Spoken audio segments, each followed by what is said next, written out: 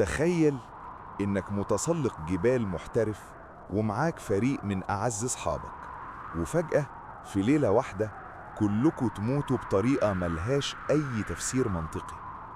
دي مش قصة خيالية، دي حادثة ممر دياتلوف، اللغز اللي حير العالم من سنة 1959.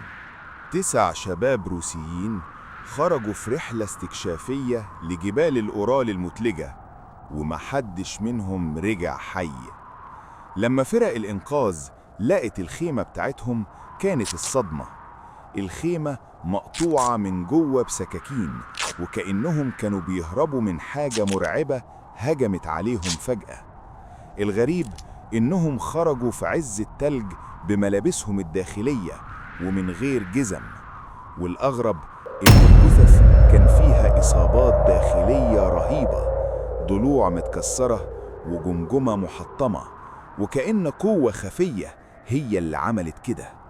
مفيش آثار لأقدام غريبة، مفيش وحوش، ومفيش آثار لضرب نار.